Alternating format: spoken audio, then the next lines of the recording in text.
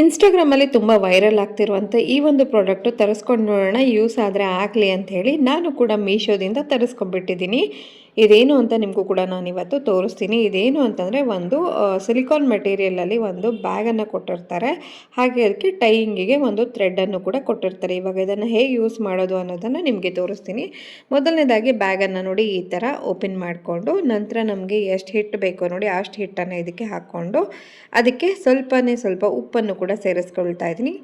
ಅದಾದಮೇಲೆ ಅದಕ್ಕೆ ಒಂದು ಕಣ್ಣಳತೆಯಲ್ಲಿ ಎಷ್ಟು ಬೇಕೋ ಅಷ್ಟು ನೀರನ್ನು ನಾವು ಇದಕ್ಕೆ ಸೇರಿಸ್ಬಿಟ್ಟು ಚೆನ್ನಾಗಿ ಹಿಟ್ಟನ್ನು ಕಲಿಸ್ಕೊಳ್ಬೋದು. ಇದೇನು ಅಂತಂದರೆ ಚಪಾತಿ ಹಿಟ್ಟನ್ನು ಕಲಿಸ್ಕೊಳ್ಬೇಕಾದ್ರೆ ಪ್ಲ್ಯಾಟ್ಫಾರ್ಮ್ ಇರ್ಬೋದು ಅಥವಾ ನಮ್ಮ ಕೈಗಳಿರ್ಬೋದು ತುಂಬಾ ಹಿಟ್ಟಾಗಿರುತ್ತಲ್ಲ, ಸೊ ಅದನ್ನೆಲ್ಲ ತಪ್ಪಿಸ್ಕೊಳ್ಬೋದು. ನೋಡಿ ಈ ಒಂದು ಬ್ಯಾಗಲ್ಲಿ ಈ ಥರ ನೀಟಾಗಿ ನಾವು ಇದನ್ನು ಟೈ ಮಾಡಿಕೊಂಡು ಅದರೊಳಗಡೆ ಹಿಟ್ಟನ್ನು ಹಾಕಿ ಕಲಿಸೋದ್ರಿಂದ ಪ್ಲ್ಯಾಟ್ಫಾರ್ಮು ಕೂಡ ಕೊಳೆ ಆಗೋದಿಲ್ಲ, ಹಾಗೆ ನಮ್ಮ ಕೈ ಕೂಡ ಕೊಳೆ ಆಗೋದಿಲ್ಲ.